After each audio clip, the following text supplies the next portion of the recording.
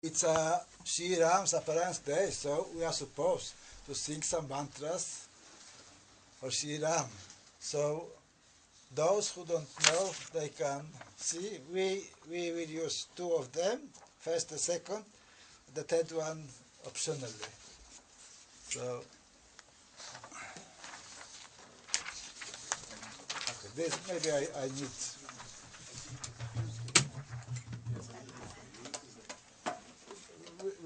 You have to share.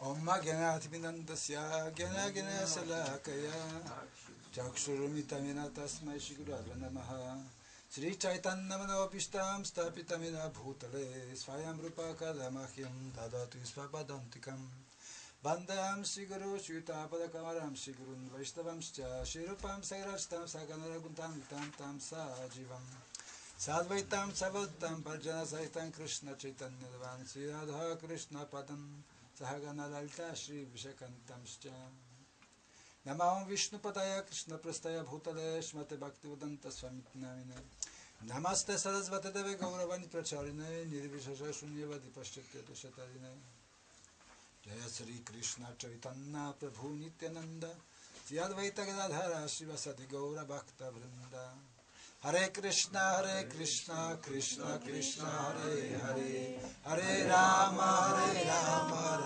Rama Hare Hare Hare Krishna Krishna Krishna Hare Hare Hare Rama Rama Hare Hare Hare Krishna Krishna Krishna Hare Hare Hare Rama Rama Hare Hare. So welcome everybody. So we will start with singing of those two mantras for Lord Ramachandra.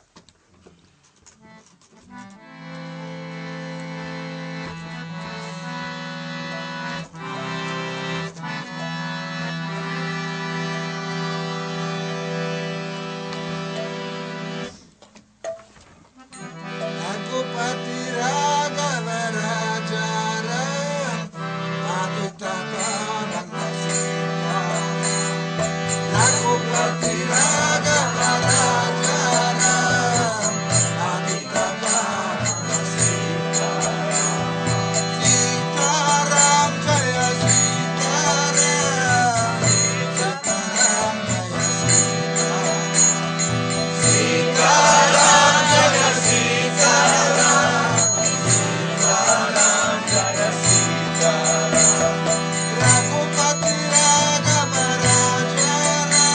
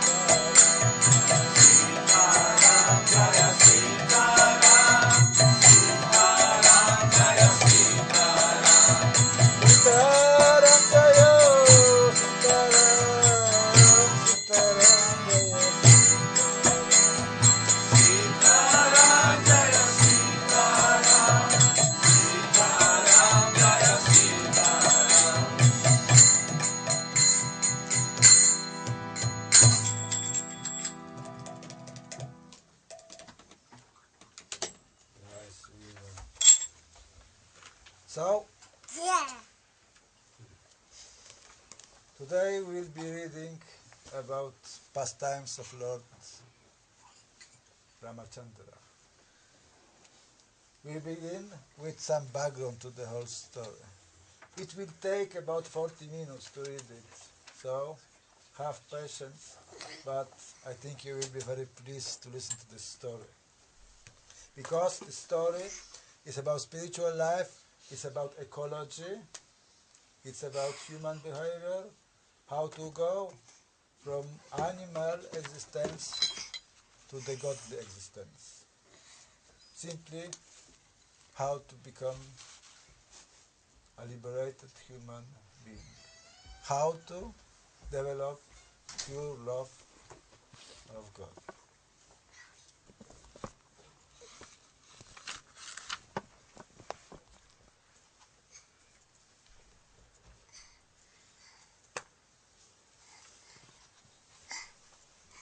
This is a book about 7 sixths of Vishnu. This book describes 7 of appearances of Lord. So, as we know, Lord Krishna incarnates in different times to do some tasks. These incarnations are called Lila Avatars, meaning avatar that should give the pleasure for the Lord and his devotees. Some of these avatars are displayed in the animal forms, some of them are displayed in the human forms. So now let us hear the story. Ram's secret. Outgrow the beast to discover the divine. Vishnu stories can be divided in 2 sets.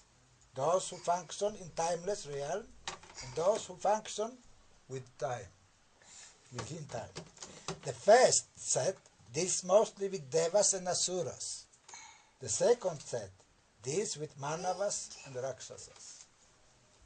The battle of devas and asuras has more to do with timeless issues revolving around world creation, emotional security, and intellectual growth. The battle between manavas and rakshasas has more to do with appropriate social conduct, ethics and morality that is a function of history and geography. Devas live in the sky and asuras live under the earth. Their battle is aligned vertically between the celestial realms and the nether regions. Manavas and rakshasas live on earth. Their battle is aligned horizontally between culture and nature, between dharma and adharma. Everything will be explained. All those terms like dharma and adharma will be explained in the course of it. Words like justice, righteousness and goodness do not adequately explain the term dharma, because notions of justice, of what is right and good, change over time and are different in different parts of the world. Very important to understand this. Dharma is the underlying principle that enables man to realize his divine potential through social behavior.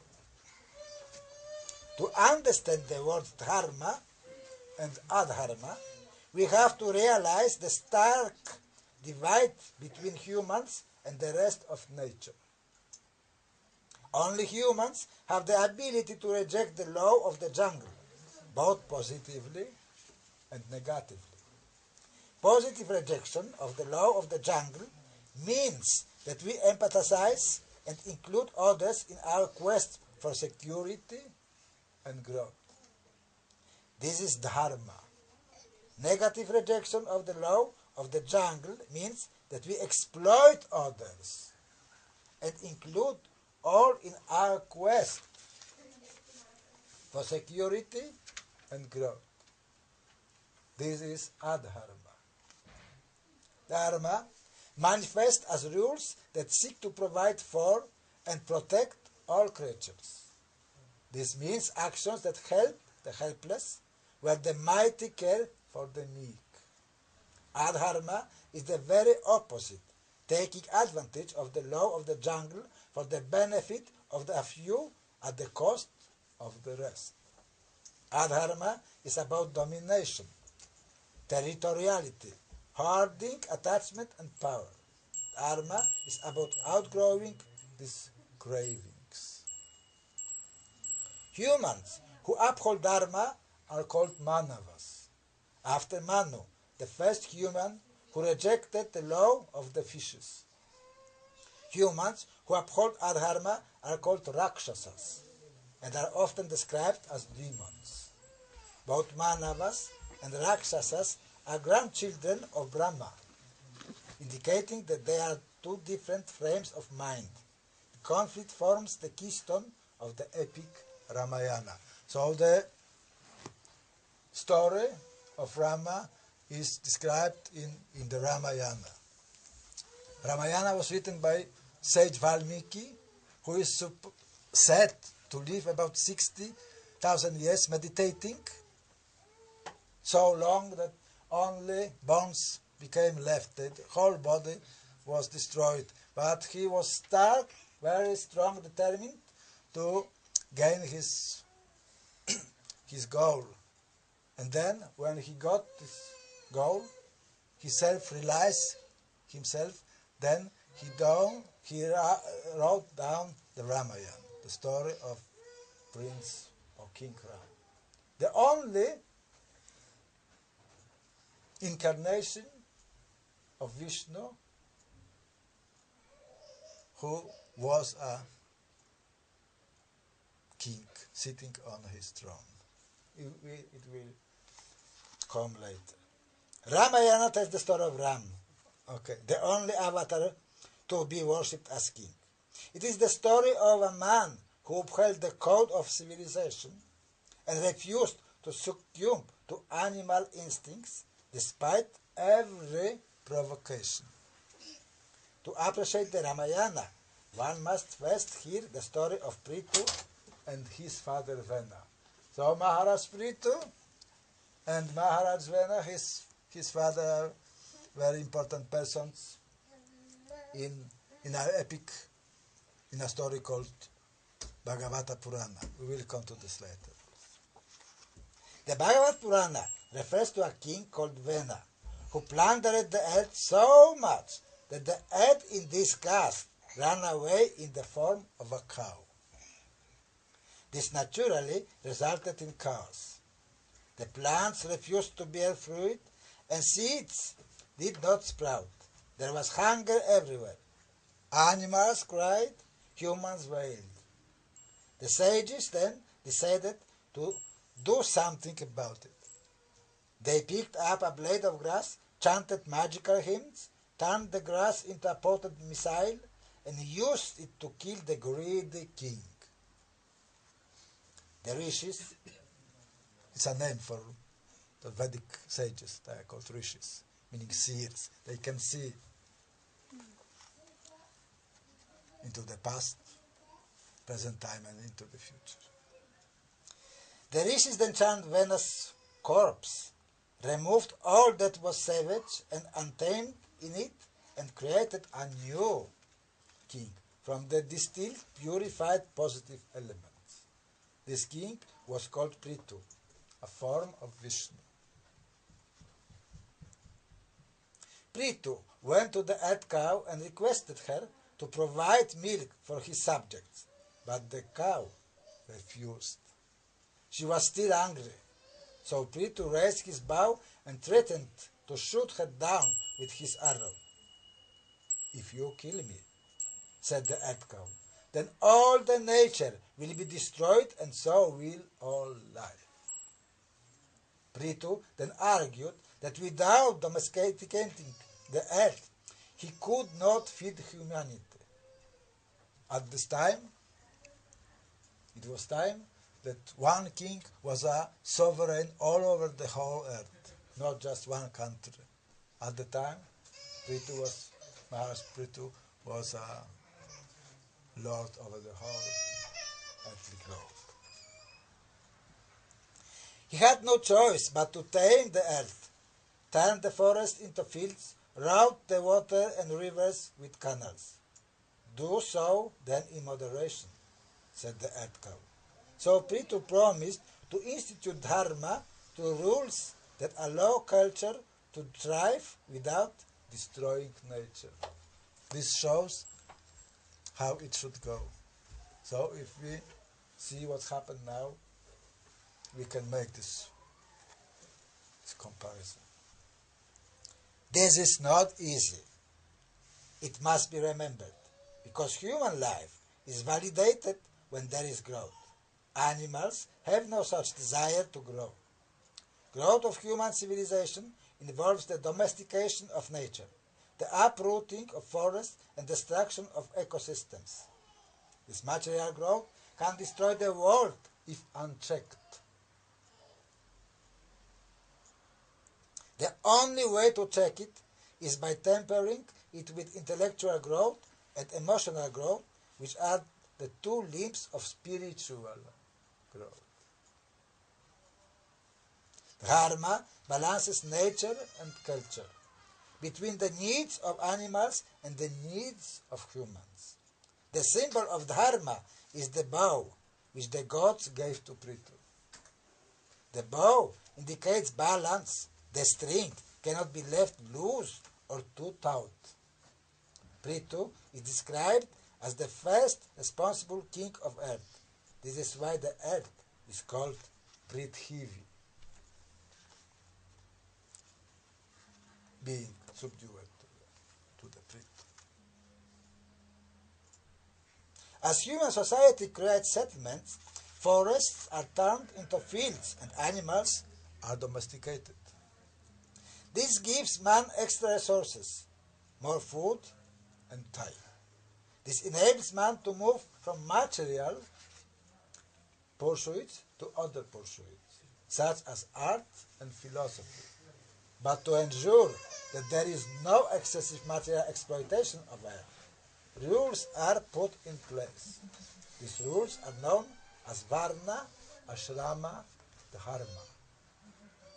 Varna Dharma means every human being has to function as per his station in life, while Ashrama Dharma means every human being has to function as per his stage in life.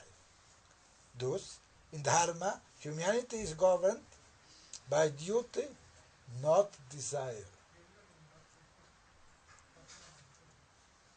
So, when we are governed by desire, then we are not fully human.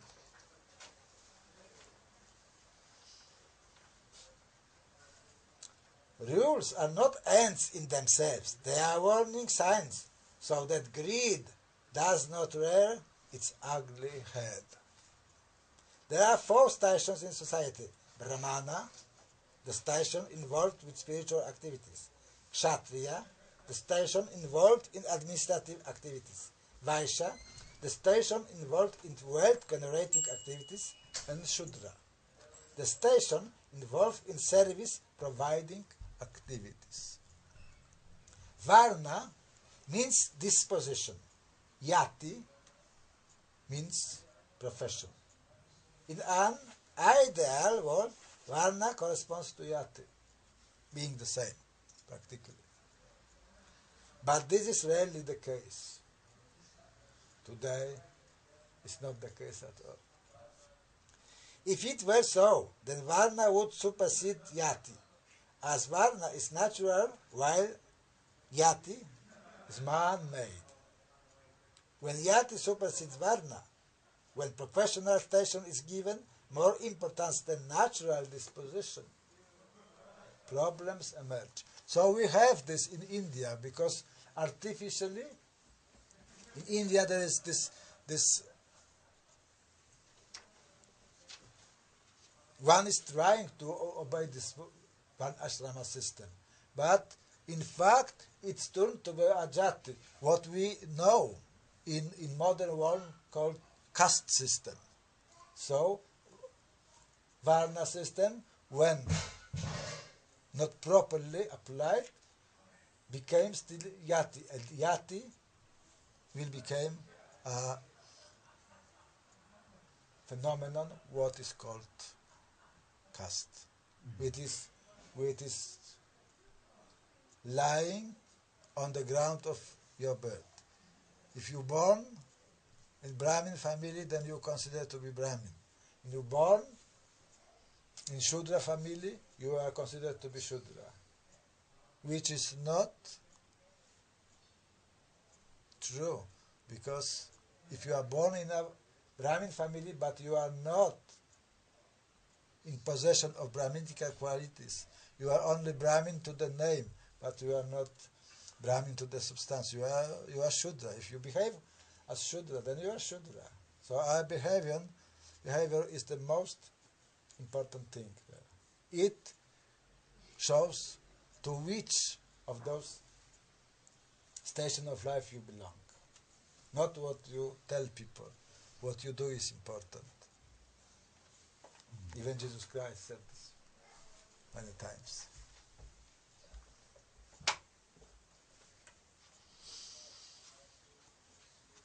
There are 4 stages or ashramas of life. Brahmacharya, the student state. Grihastha, the householder stage. The Vanaprastha, the retirement stage. And Sannyasa, the hermit stage. Ashrama ensures that not more than 2 generations utilize the earth's resources at any one time.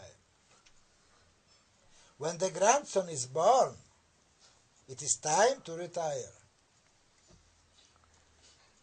Eat less food than the householder. And when the great grandson is born, it's time to become a hermit. Eat what the forest, not the field, provides. This was a classical system. Of course, in the modern society, it looks a little bit differently, but the principle is the same. The role of instituting and maintaining dharma in society is given to the king, who is treated as the diminutive double of Vishnu. So, the king in that society was a representative of Vishnu, was worshipped as the same as Vishnu. Like Vishnu seated on the hood serpent, he has to stay alert and ensure everybody behaves as expected of their station and stage. If things go wrong, he has to rush as Vishnu would rush on his eagle to set things right. Like Vishnu, he has to blow the conch shell trumpet to remind people of their obligations to outgrow animal instincts.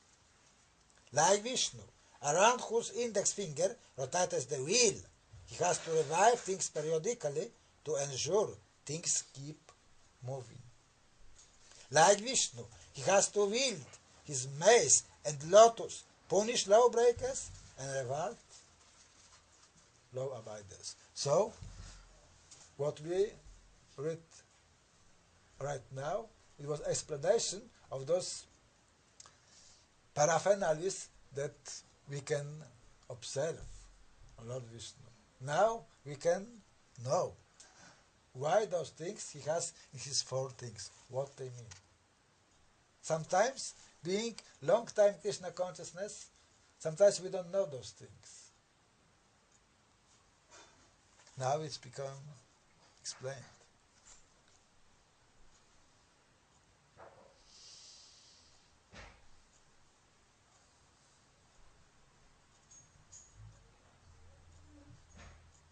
Only this would ensure peace and prosperity in the kingdom.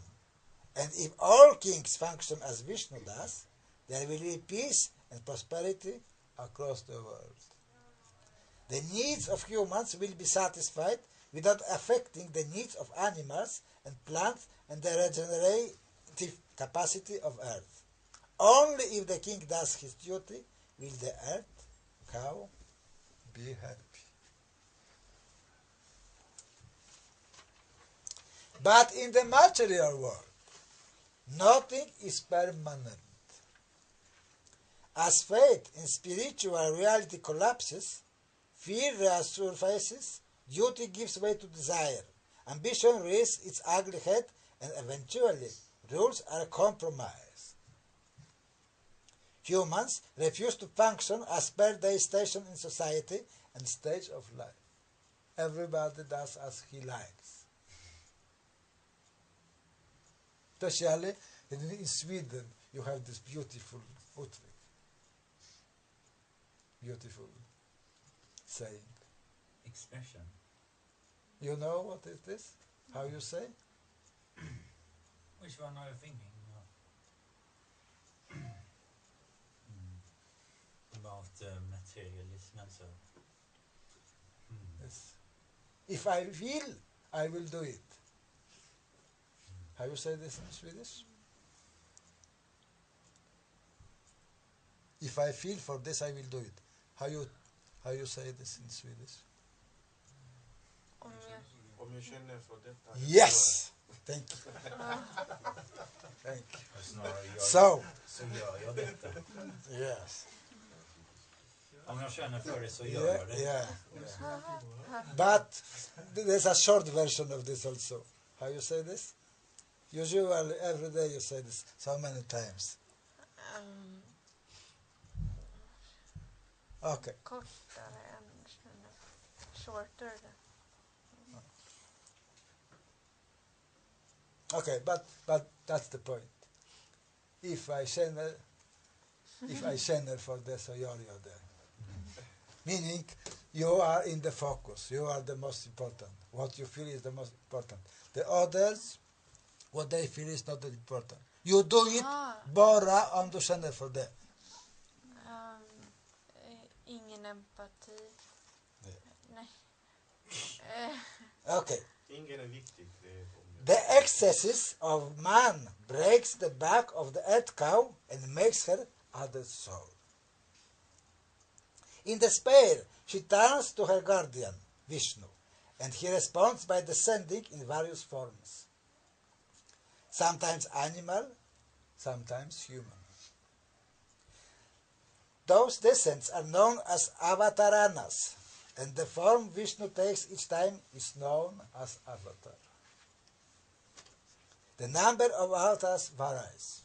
The most popular list, based on Jayadeva's 20th century song Gita Govinda, has 10. Matsya, Kurma, Varaha, Narasimha, Vaman, Parashuram, Ram, Krishna, Buddha and Kalki. In the Bhagavad Purana, there are 22 avatars. The others 12 are Chatursana, Narada, Nara, Narayan, Kapila, Dattatreya, Yagna, Vishabha, Prithu, Dhanvantari, Mohini, Vyasa and Balaram. Others included in the list of avatars are Hansa and Hayagriva. Vishnu's rescue is material, destruction of forces that threaten the nature and social order. The rescue is also spiritual, enlightening creatures so that they do not threaten natural and social order. It has often been commented that the order of Vishnu's descents follows the evolution of man, the aquatic Matsya, fish, then amphibian Kurma, turtle, then the terrestrial Varaha, boar,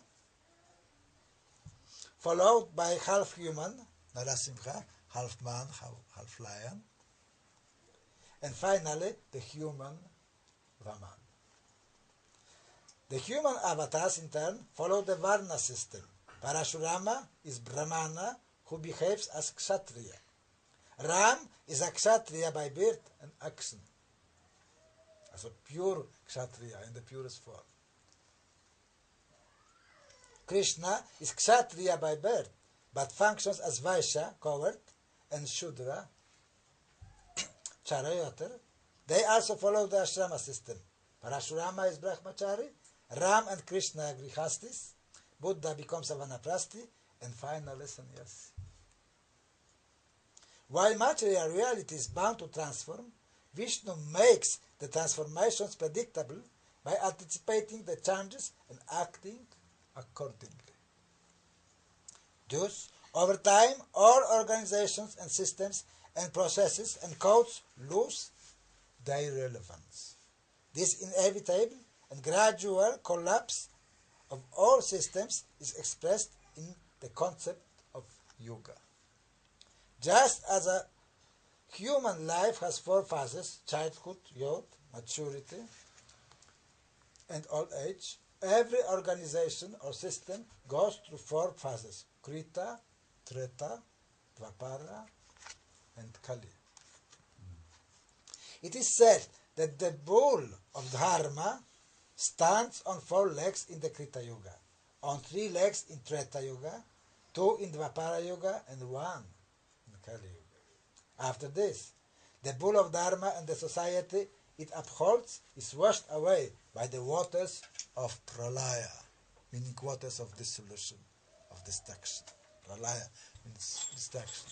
There are partly pralayas that occurs between some years of Kriyat Brahma and complete pralaya, when Brahma, after living 100 years, dies.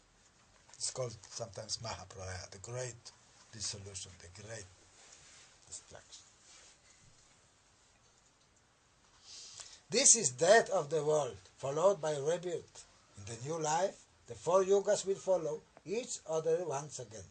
This is the Kala Chakra, or the circle of time. In the Bhagavad Gita, Krishna says, whenever Dharma is threatened, I descend to set things right. This line has to be read with an understanding of yoga.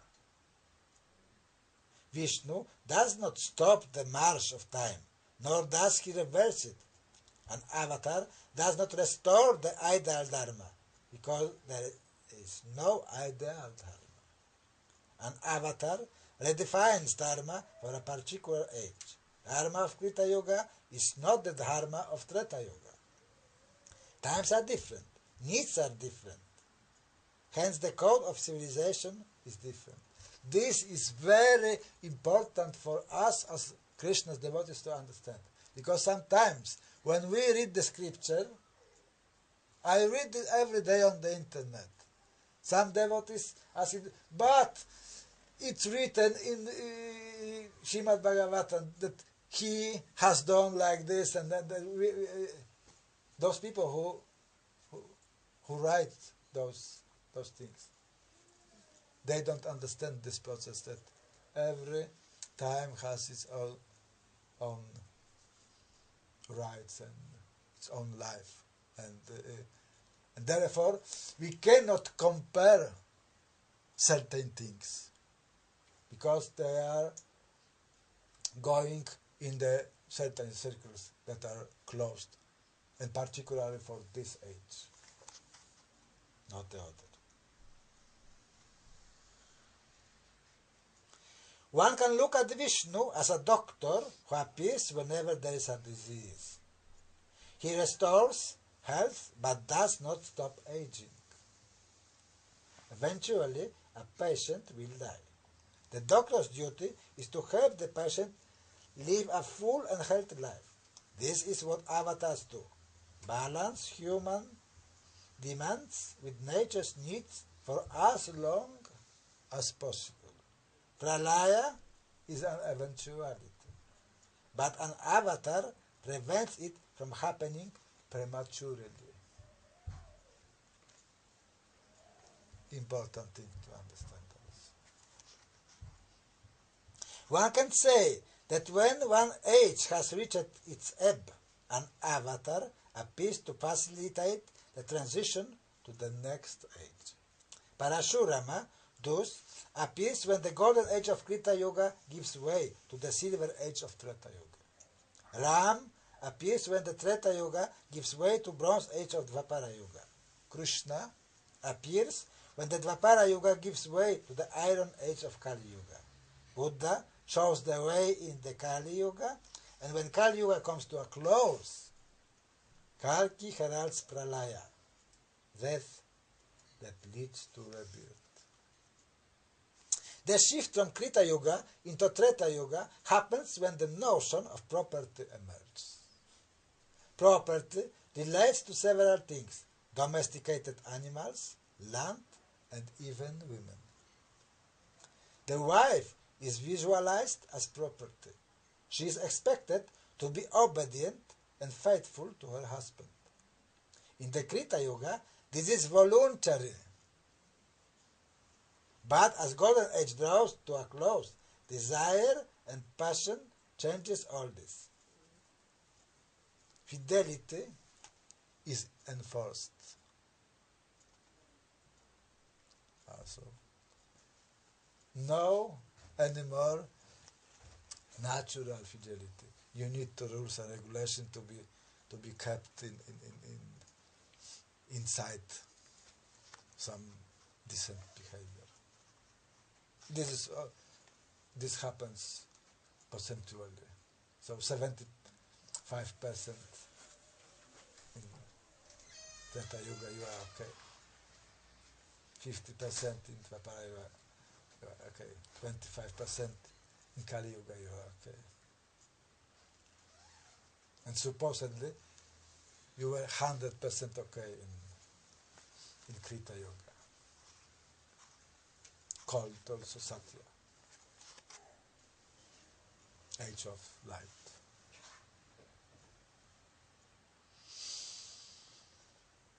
Renuka, a princess, marries Jamad Agni, a priest, and she bears him 5 sons, the youngest of whom is Parashurama. Renuka is a faithful wife, so faithful that she can collect water in unbaked pots made of clay from the riverbank. But one day, Renuka sees a handsome Gandharva. Gandharvas, the celestial beings, very beautiful. Sings beautiful, looks beautiful. And sporting with his wives. Some say it's not a Gandharva, but a king called Kartavirya. She is smitten with passion for the handsome man. This momentary adulterous thought causes her to lose her magical powers. She can no longer collect water in unbaked clay pots. When her husband realizes this, he is furious. He orders his sons to behead their mother, cut her head off, kill her. The elder four refuse and so die instantly. Parashurama, however, picks up the axe and severs his mother's neck. Pleased with this unconditional obedience, Jamad Agni offers Parashurama a boon. Resurrect my mother back to life, says Parashurama. Jamad Agni does so, for he is a priest of the Bhrigu clan. And like Bhrigu and Bhrigu's son Shukra, who saved the Asuras, he possesses Sanjivani Vidya, the secret lore of bringing the dead back to life. So, from this we know that Jesus Christ wasn't the first to bringing the dead to life. Many times, long time before him, there were others. Very interesting. From where this idea could come to the biblical world. Because this is like many ages before the Jesus Christ age, which was like 2000 years ago. Here we are talking about like million years, about if we take to some Vedic calculations, like 60 billion years ago or something like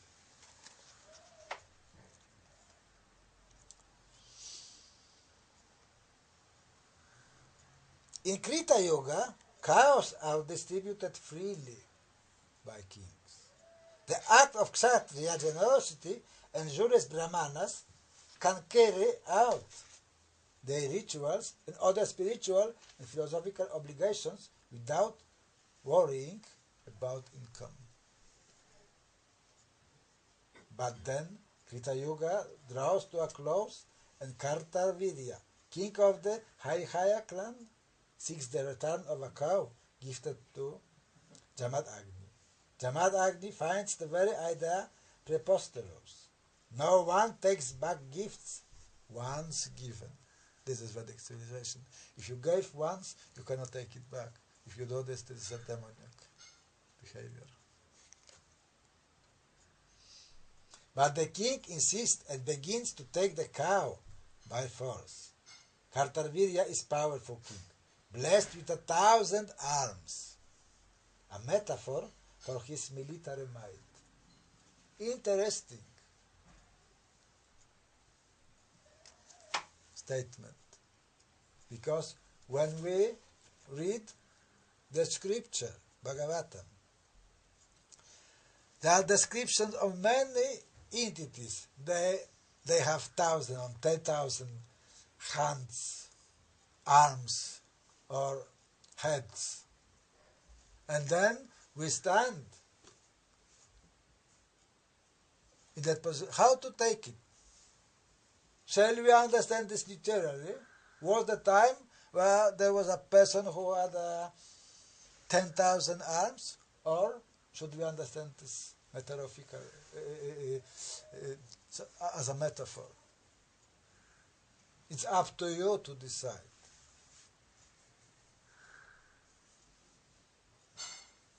But it's worth to think about. Because if you take those descriptions metaphorically, then many things will come into its right place. If you take it literally, then you are in some trouble. Because whatever you experience just goes against this. So, if you read such a passages in scripture, think about those things. Depends how you want to see your world.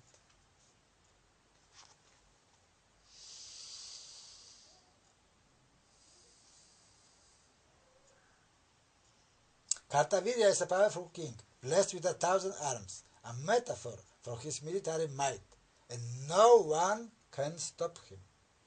Jamadagni begs the king to stop, but the king refuses.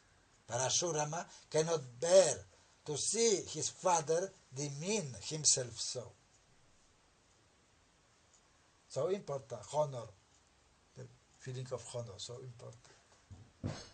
Today, you are spotting people in the face, they are saying that it's raining. At those times, it was a little bit different. You couldn't do that. It's also way of Vedic culture.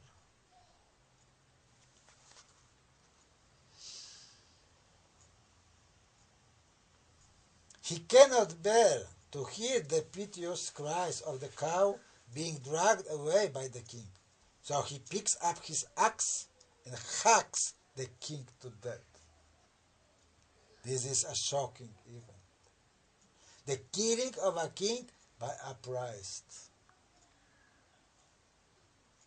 When the sons, and we should remember that this king was not only pure kshatriya, only pure military man.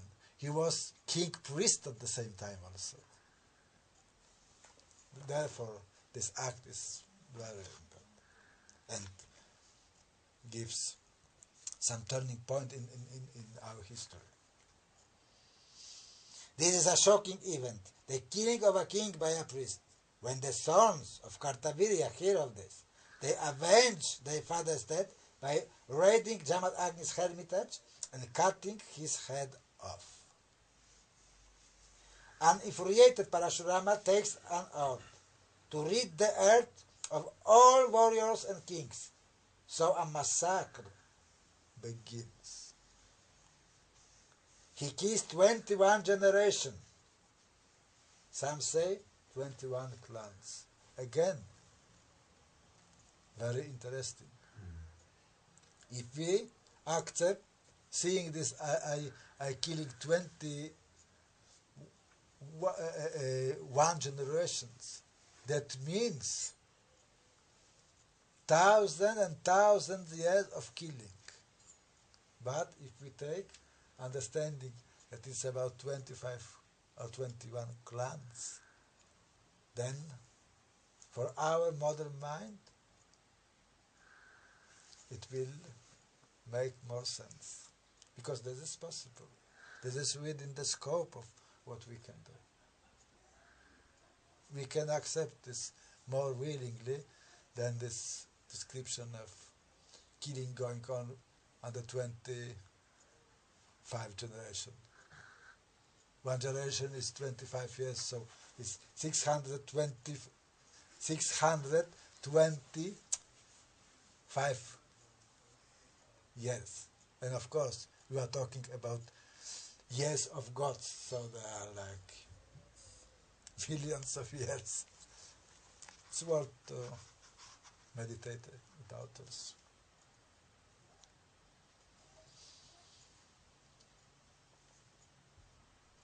So much blood flows that it forms 5 lakes. Parashurama uses the blood of fallen kings to make funeral offerings to his father. He then swears to keep a watchful eye over the kings of the earth who abuse their military might to gain power.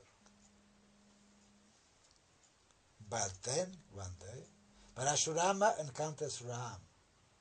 He realizes his work is done, for Ram is the model king,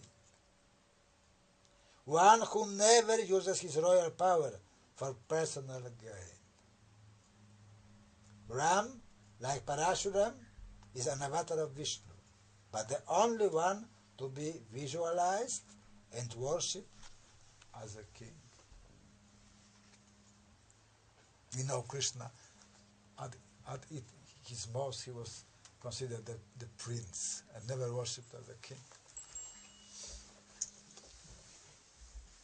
Parashurama, though born in a family of priests, behaves as warrior, thus transgressing the rules of Varna. Ram, however, is born in a family of kings, and all his life behaves in keeping with what is expected of royalty. He is the eldest son of Dasharatha, king of Ayodhya, born of the first wife and rightful heir to the throne.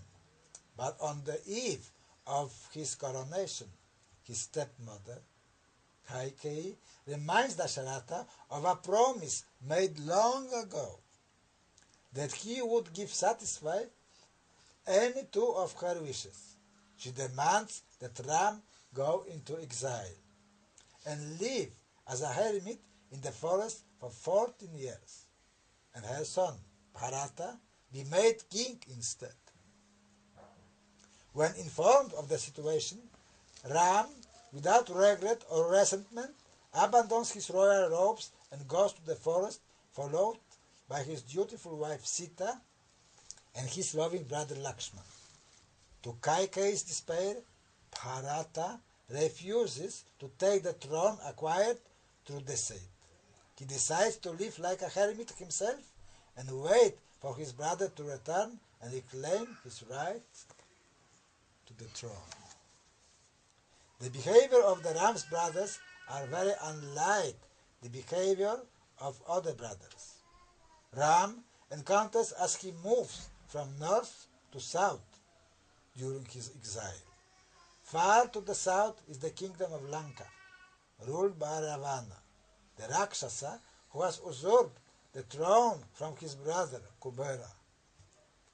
The Kubera, he was like considered being god of wealth. So all wealth is in his disposition. So Ravana, by gaining a military power, so removed him from that position.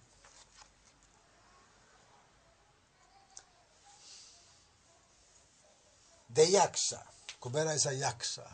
So could say a good entity, but a Rakshasa is a demon-like. In between Ayodhya and Lanka is Kishkinda, land of monkeys, ruled by Vali, who was supposed to share his kingdom with his brother Sugriva, but following a misunderstanding, kicks him out.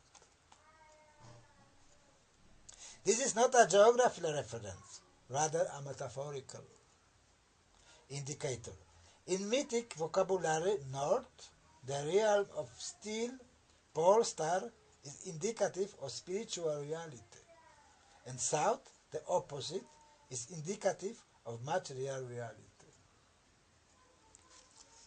We know from reading our Shastra and even especially from reading Rig Veda, that Aryans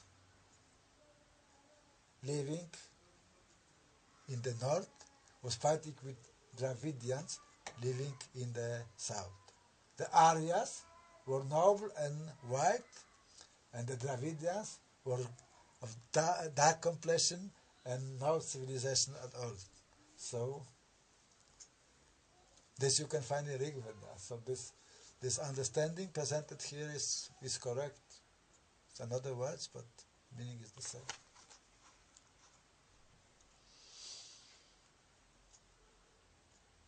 So Aryas are spiritual, and Dravidians are citizens of the south. They are demons, considered demons, and lacking of civilization. Material persons. This is still going on. And so, the farther one goes from Ayodhya to the south, the Ramayana reveals a gradual decay in the principles of Dharma, and the rise of man's animal and demoniac nature.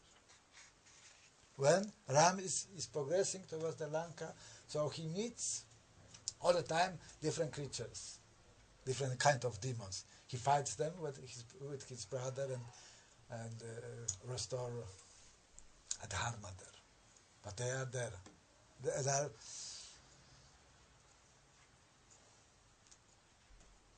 more to the south. There is a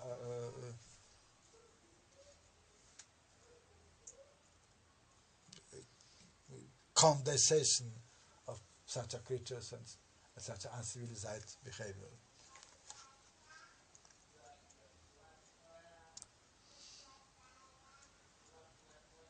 In the forest civilization is gradually abandoned and rules are forgotten. Through force, a man can take his brother's property. Through force, men and women can disregard the marital rights of others. Neither Sita nor Ram let the forest erode their values. Wherever they go, they hold on to the principles of Dharma. They may have left Ayodhya, but Ayodhya never leaves them. So the forest is a metaphor for the chaos, unorganized reality, but the cosmos is this reality that is ruled by the laws. So the forest is always indication. You never know what will going to happen there, no? Who is hiding behind the tree and things like that. So, no rules and regulations there. Everything can happen by chance. In the forest, Ram encounters a monkey called Sugriva and helps him become king. In exchange, very important, Sugriva offers to help Ram find Sita. Sugriva is bound by his word to help Ram. No such obligation binds another monkey called Hanuman. Hanuman serves Ram anyway. This is the difference. Both of them are good. But Sugriva does this thing as a business-like thing. But Hanuman is loving Ram. This is the difference. So, Hanuman is on a spiritual platform. Sugriva is good, in the mood of goodness, in sattva, but he has some interest in what he is doing. He is materially conditioned.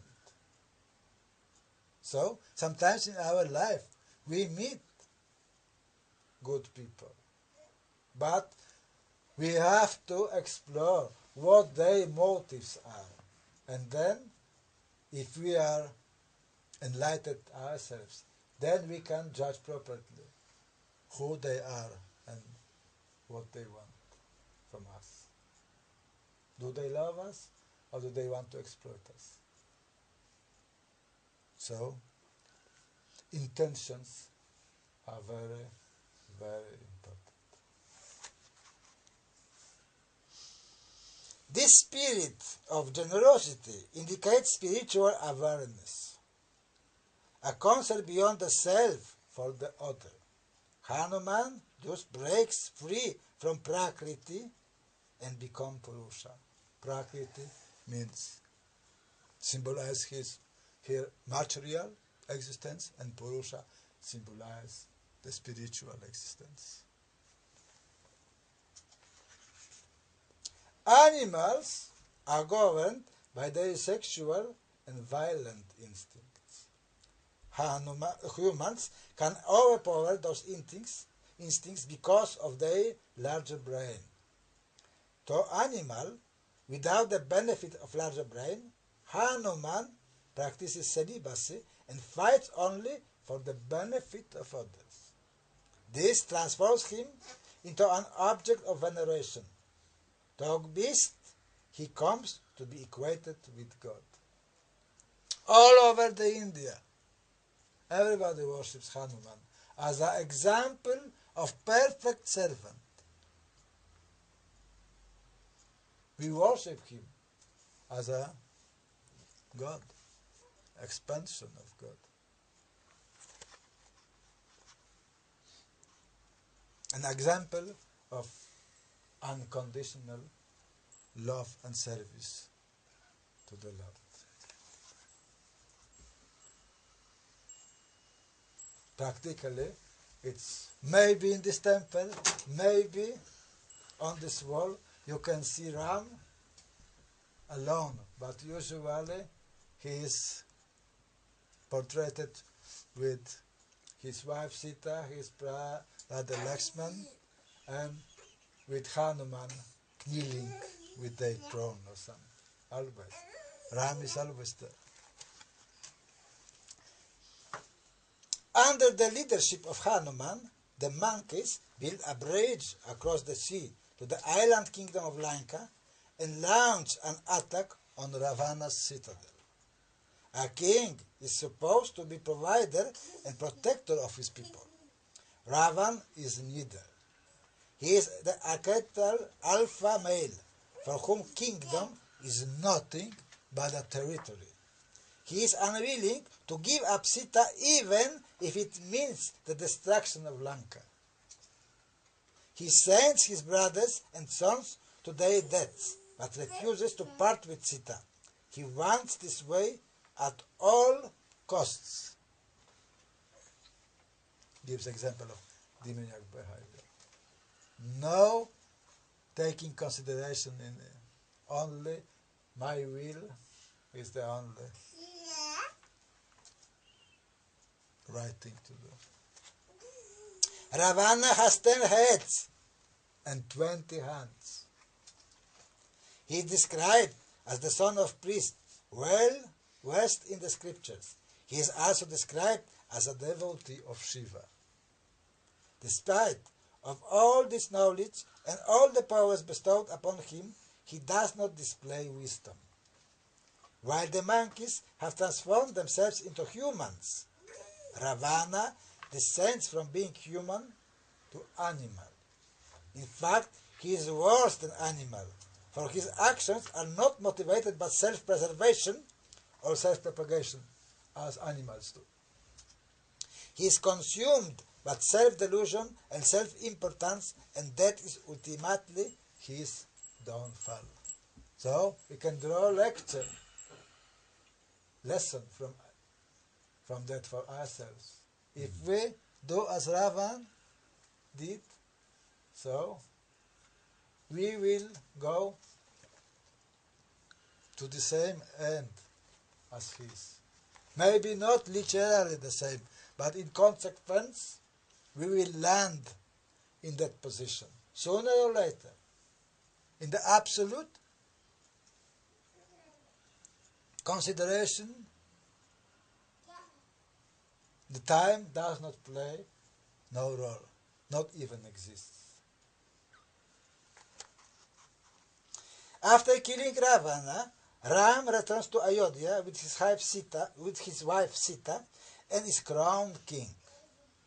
This marks the dawn of Ram Rajya, the rule of Ram, considered the golden age when Dharma is perfectly upheld.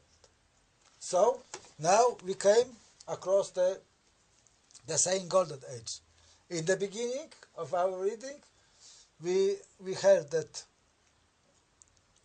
Krita Yuga or Satya Yuga was the golden age, but Ram is acting in the Treta Yuga, in the silver age. But now it's described that his rule was a golden age. That means that in specific periods of time called yugas, there are ups and downs. So this downfall in civilization, also devolution you could call it, does not appear like this with one line, but it's ups and downs, ups and downs, ups and downs. But steadily it's going down. Similarly, according to our philosophy, we are now at the beginning of the golden age in Kali Yuga. Now, under the 10,000 years, the teachings of Lord Chaitanya will give light of enlightenment to all human beings. For 10,000 years at least, everything will be improving. But after some time, it will rapidly go down again. In the same manner as I described before.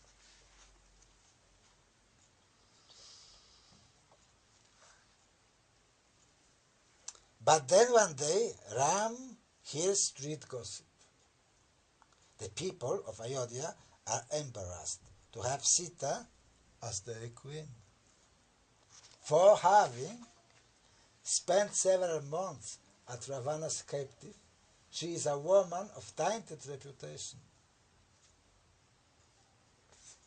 So, this is Vedic civilization. A wife is above the all suspicion, as in this famous saying from Roman history. The wife of the Caesar is above of all suspicion, and we know what she did. She was more than suspected. She did the things bad because she was a wife of the Caesar. So, despite this, she was above all suspicion. But in the Ram's time, in the Vedic civilization, this is the rule. The wife cannot be even suspected of doing anything unlawful. If this happens, then we have the situation that we are going to listen about. Ram promptly abandons Sita and has her sent to the forest. This despite the fact that she proves her fidelity by walking through fire unscathed. This is the controversial conclusion of the Ramayana. The obvious injustice is clearly at odds with the principles of Dharma. This episode draws attention to the complexity of Dharma. Is Ram the king of Ayodhya first, or the husband of Sita? As king, he is obliged to respect the wishes of the people of Ayodhya and the rules of his dynasty, that a woman of tainted reputation cannot be queen. But as husband, he is obliged to protect his wife. Ram chooses to be king first, sacrificing personal joy so that the integrity of the ruling family is never compromised. One can argue that as king he should protect Sita, who is, besides being wife and queen, also his subject. The complicated situation. Multi-faceted. But one must remember that as king, Ram is expected not to make rules, but to uphold them. This rule is the rule of his clan, and he is obligated to uphold it. And Ram submits to it. This tale thus draws attention to the limitation of rules and traditions. Very important. Sometimes people tend to get so involved with rules and regulations and traditions that they forget about the real issue. So this story, reflecting about this, meditating about this, can give us enlightenment about the things not always are as they look to be. The rules and traditions of the Raghu clan, which made Ram obey his father at the start of the epic, turn out to be draconian at the end of the epic, when innocent Sita is rejected on grounds of tainted reputation. But why Ram abandons Sita, the queen? He does not abandon Sita, the wife. He refuses to remarry. Also, this is an important point, because king has to give also next king into the creation. He has to have an heir. And at this moment, they had no children. So, rejecting her, he should remarry. To be able to give his subject a next king. But he does not do that. Instead, he places beside him on his throne the golden effigy of Sita, a reminder that none can take her place. That the metal used to make Sita's image is gold, the purest of metals, is symbolic representation of what Ram thinks of her character. He knows perfectly well she's innocent. But he has to submit to the demand of the citizens. At that time, kings were like that. Today, no politician would do this, because their own interest is in the center. Every act in Hindu mythology has a consequence. The author chose to call those events described in Holy Scriptures as mythology.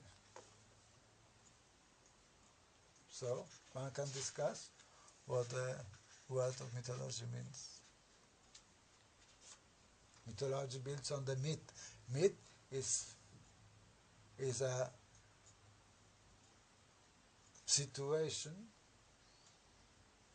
when there is some real happening and at the base of the story. But it cannot be traced if it's real or apparent. Therefore, it's called mythical, half-truth.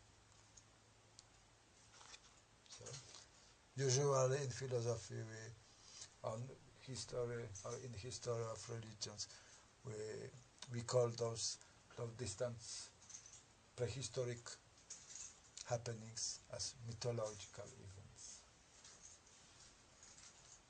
Not always understanding what the meaning of the word is, bringing down to our level those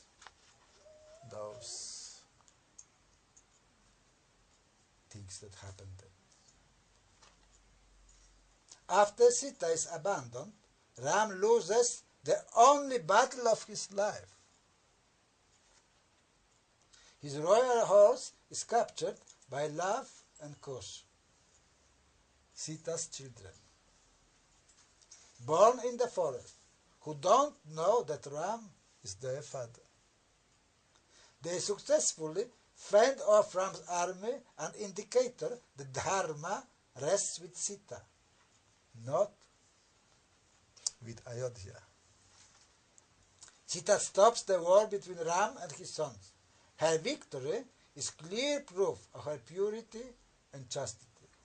The people of Ayodhya beg her forgiveness and ask her to return to the palace after reaffirming her chastity once more. So they beg for forgiveness, but despite this, they want her to go through the same procedure once again.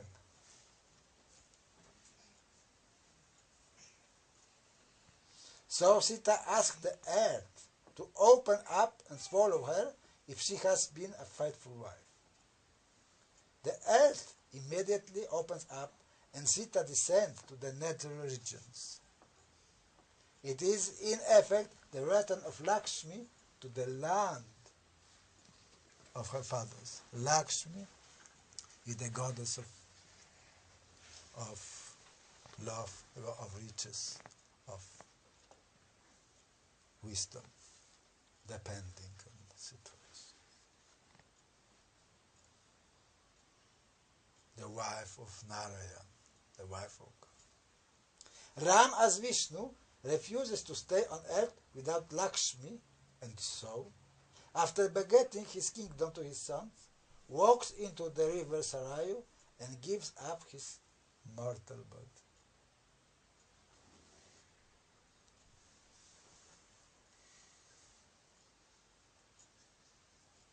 The final chapter of the Ramayana draws attention to the difference between Dharma and Niti and Riti. Niti means law and Riti means tradition. Laws and traditions are created in full earnestness to help the helpless. Sometimes they can end up being unfair and cruel. Sita's abandonment is a case in point. When law and tradition fail to uphold the principle of Dharma, they need to be abandoned or changed. This thought is elaborated in the story of Krishna. So, if you would read next chapter, then author gives a logical way to how Krishna did this. So, this was the story of Sitaram, and on Wednesday, yes, Wednesday? Tuesday, yes, that is one day. I have the Indian calendar, yeah. So on Tuesday, it's the Rama Navami, appearance of Lord Ram. But because of that every one of us is working, so we are celebrating this today. So I have chosen to read this because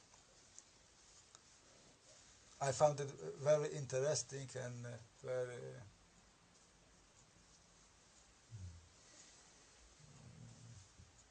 enlightening to see at the story which I can read in our scriptures, where the descriptions are full of so-called mythological meanings, and when reading this without a proper guidance of spiritual master, one can have some difficulty in proper understanding of all this. But this story here is described in a way that can be easily understood by everybody. But if one wants to get this story written by Valmiki, so just get the copy of Ramayana, read it, and then some enlightenment, very important enlightenment about those things will come.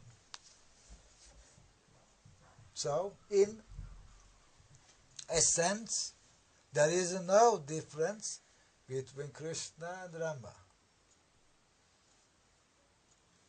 There is some difference in appearance and in bhav, in feelings. So, God, appearances have different gradations. So, Ayodhya, the capital city of the Ram, is an example of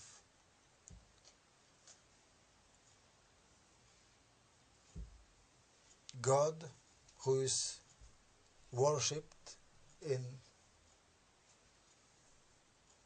a feeling of Aishvarya, meaning majesty.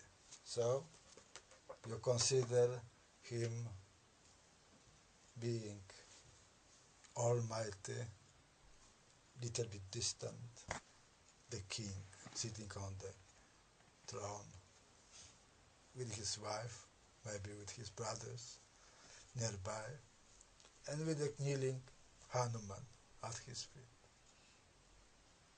But we also Krishna,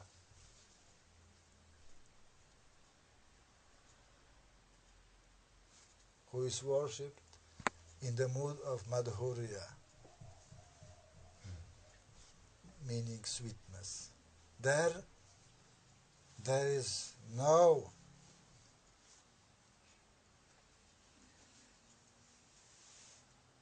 this feeling of majesty. To such a grade that Krishna's associates playing with him, jumping on his shoulders, making jokes. This is impossible to do with Ram, but it is possible to do with Krishna. Therefore, we prefer this connection, this relationship with God, who can be easily approached, where the only rule of conduct is pure love. So, we are meditating through our chanting of the holy name on our japamala, on our beats. Hare Krishna, Krishna Krishna, Hare Hare. Hare Rama, Rama Rama, Hare Hare. Again and again, thousands of times a day. And at the same time, living a decent life, we are trying to satisfy the Lord, because it is our constitutional position to serve God with love. This is our only business. Who does it lives a very comfortable and happy life. Who are not able to do it must struggle with everyday life, with suffering, because such a person is on the material platform. Material platform means to do things for our own pleasure.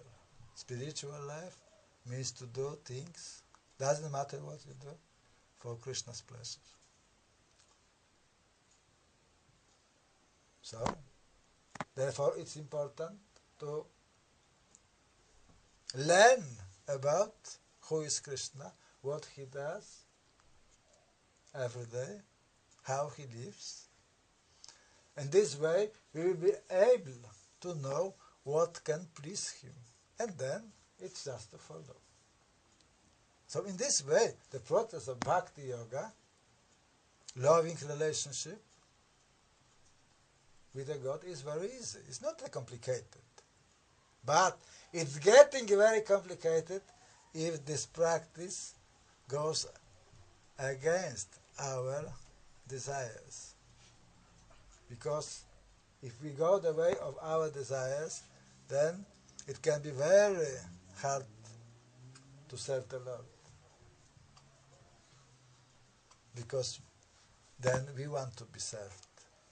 We are getting jealous of Krishna. We are getting jealous of God. So, naturally, we will revolt against this serving to Him. And we will choose to live in the material world, which means a life of an animal, as we could see through the story of Ram, in the earlier passages of the story. So, we could see what the animal life means. So, animal life means to do things for our own pleasure. The godly life means to do things for Krishna's pleasure. It will take some time, depending on our karma, meaning the result of our earlier actions in earlier existences. It will depend on our sukriti, meaning the good results of our acts in former life or even in this life. So, but if you are sincere, surely we will come to a happy ending, meaning we will return back to our home, which means we will return to the consciousness of serving God with love in affection, which, as I said to you before, is the only religion. We have only one God, and we have only one religion. The name of this religion is love of God. And no one can claim the owner of this. No Christians, no Muslims, no Hindu can claim that only in their tradition you can find this phenomenon. Because love of God is not dependent on these things. You can find it everywhere. Therefore, we have saints in all times and in different places on the earth. And as the Vedic story, history tells us, even on the other planets and in the other universes. Thank you very much.